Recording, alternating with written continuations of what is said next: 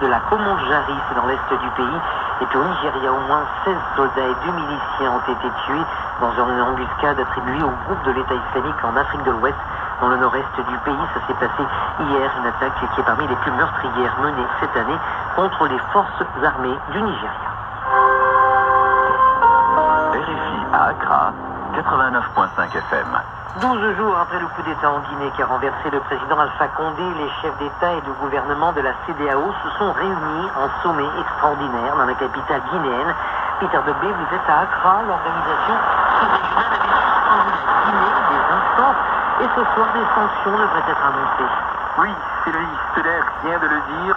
D'après les informations que j'ai pu recueillir ici, le communiqué pourrait comprendre 6 points, entre autres le maintien de la suspension de la Guinée de toutes les instances de la CEDEAO jusqu'à la restauration de l'ordre constitutionnel, interdiction de voyage de tous les membres du CNRD ainsi que leurs familles, le gel des avoirs financiers du CNRD.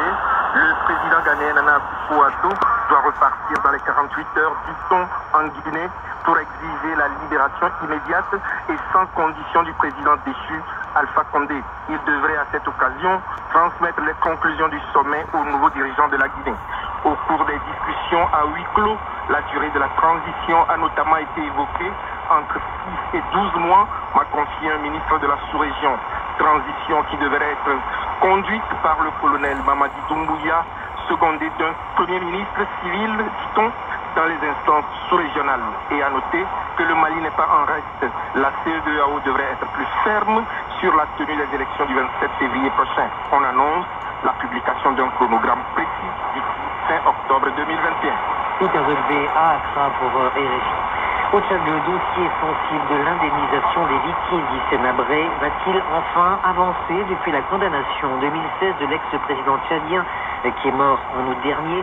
L'Union africaine est chargée de mettre en place un fonds qui doit dédommager les 7400 victimes. Chacune d'entre elles doit toucher entre 10 et 20 millions de francs CFA. Une délégation de l'Union africaine est toute la semaine à N'Djamena pour finaliser la mise en place de ce fonds. Écoutez le responsable de la mission, Alex Ratebray.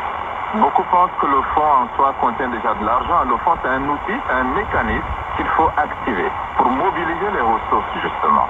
Il faut aller vite, travailler avec le conseil des victimes pour regarder tous les éléments.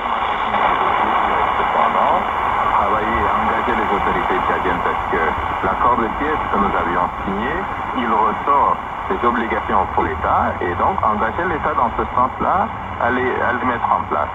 La Commission de l'Union africaine travaille vivement et fermement à rendre opérationnel ce